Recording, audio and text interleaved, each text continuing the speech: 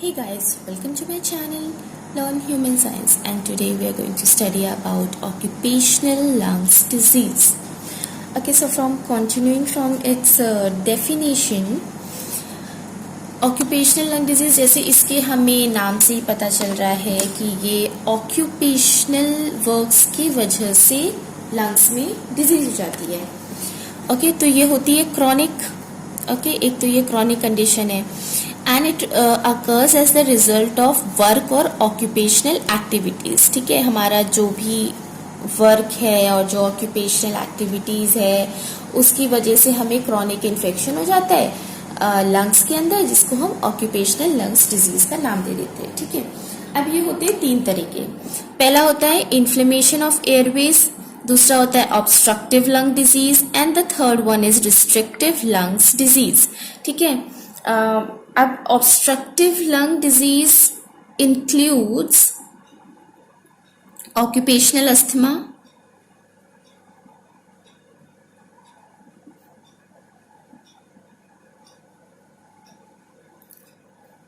byssinosis, emphysema, bronchitis. Okay, और restrictive lung disease में आ जाएगा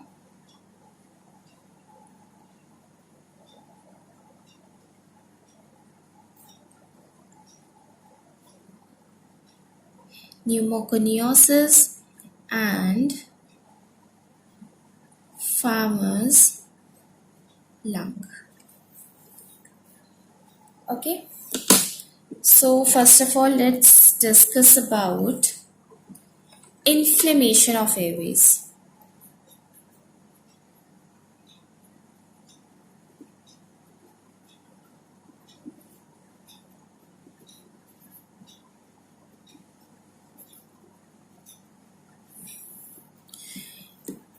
इसमें क्या होता है कि एयरवेज में इन्फ्लेमेशन उन सब्सटेंस की वजह से होता है जो सब्सटेंस वाटर में सॉल्युबल होते हैं, जैसे कि अमोनिया हो गया और हो गया क्लोरीन. ठीक है, अब अगर अमोनिया की वजह से इन्फेक्शन हुआ है तो फिर जो इरिटेशन अकर होगी वो हमारे अपर रेस्पिरेटरी ट्रैक्ट में होगी.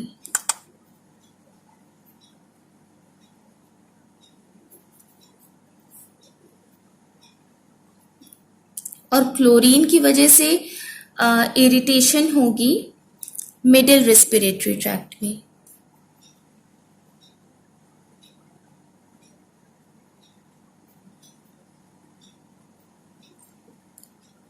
ठीक है,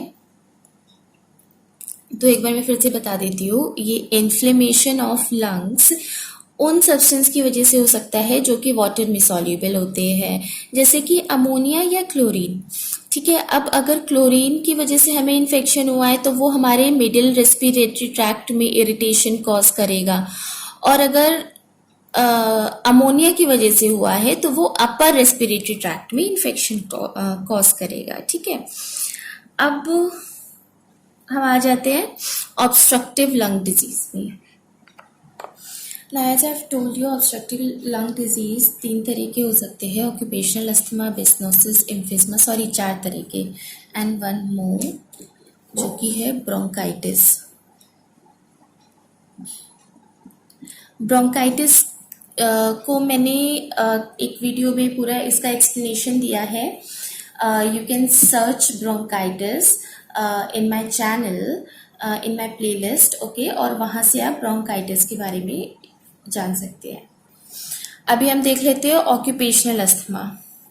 ये कैसे होता है कि जब हम केमिकल फ्यूम्स, गैस, डस्ट या अदर सब्सटेंस को इनहेल कर लेते हैं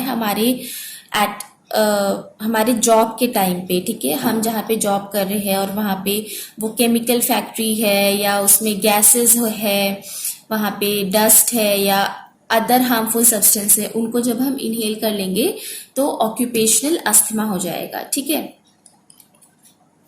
और ये ऑक्यूपेशनल अस्थमा और भी तरीके से हो सकता है, जैसे कि जो पर्सन सेंसिटिव होते हैं एलर्जिक रिस्पॉन्स के, ठीक है। जैसे कोई भी सब्सटेंस है जिससे अगर किसी को एलर्जी है तो उसकी वजह से ये ऑक्यूपेशनल अस्थमा हो सकता है। अगर कोई पर्सन कहीं जॉब कर रहा है और वो उस चीज़ के कांटेक्ट में आता है जिससे उसको एलर्जी है, ठीक है। और इम्यूनोलॉजिकल रिस्पॉन्स हो सकता है, और इरिटेंट टॉक्सिक सब्सटेंस को अगर हम इनहेल कर लेते हैं तो भी ऑक्यूपेशनल अस्थमा हो सकता है। नाउ कमिंग टू द बिस्नोसिस, बिस्नोसिस को हम ब्राउन लंग डिजीज भी कहते हैं। वो ये इसलिए कहते हैं क्योंकि इस डिजीज में हमारा जो लंग होता है उसका कलर ब्राउन हो जाता है, ठीक है। और ये उन लोगों को होता है जो कि फैब्रिक्स मैन्युफैक्चर करते हैं, जो वर्कर्स, ठीक है। तो उनमें ज़्यादा चांसेस होते हैं बिस्नोसिस होने के, क्योंकि वो डस्ट को इनहेल कर लेते हैं, जैसे कि कॉटन डस्ट हो गया, फ्लैक्स हो गया, इन सबको इनहेल करने की वजह से बिस्नोसिस अकर हो सकता है। And the third one is emphysema. Emphysema में क्या होता है, इम्फिज्मा में लंग्स के टिश्यू डैमेज हो जाते हैं, ठीक है। कैसे डैमेज हो जाते हैं, क्योंकि जो एल्वियोलाई या एल्वियोलर सैक होता है उसकी मसल्स की थिनिंग हो जाती है और उनका डिस्ट्रक्शन हो जाता है, ठीक है। जैसे कि इसमें लिखा है it is composed of COPD, ठीक है। किसी को अगर सीओपीडी है, सीओपीडी मतलब क्रॉनिक ऑब्स्ट्रक्टिव पल्मोनरी सिंड्रोम, तो उसमें क्या होगा कि जब सीओपीडी हमें होगा उसके बाद when it will become in worse condition, तो हमारे जो एल्वियोलर सैक है उनकी मसल्स थिन हो जाएंगी और उनमें डिस्ट्रक्शन स्टार्ट हो जाएगा विच विल कॉज इम्फिज्मा, ठीक है। And now coming to the third type, जिसको बोलते हैं रिस्ट्रिक्टिव लंग्स डिजीज। अभी रिस्ट्रिक्टिव लंग डिजीज में हमारा सबसे पहले आता है न्यूमोकोनियोसिस, ठीक है। इसमें क्या होता है कि ये प्रोड्यूस्ड होता है by the inorganic dust like silica. Silica एक इनऑर्गेनिक डस्ट होता है जिसकी वजह से न्यूमोकोनियोसिस हमें अकर हो सकता है, और इस डस्ट की वजह से इट कॉजेज सिलिकोसिस। सिलिकोसिस क्या होता है, अगर हम सिलिकॉन डाइऑक्साइड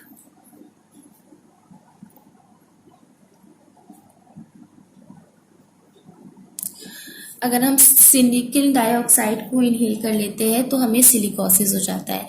और अगर हम सिलिकॉन डाइऑक्साइड के साथ साथ अदर मिनरल डस्ट भी इनहेल कर लेते हैं तो वो जो हमें कॉज होगा उस कंडीशन को हम कहते हैं सिलिकेटोसिस, ठीक है। और वो जो अदर मिनरल डस्ट है दोज आर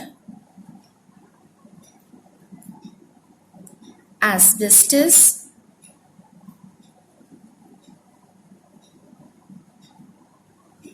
एल्यूमिनियम,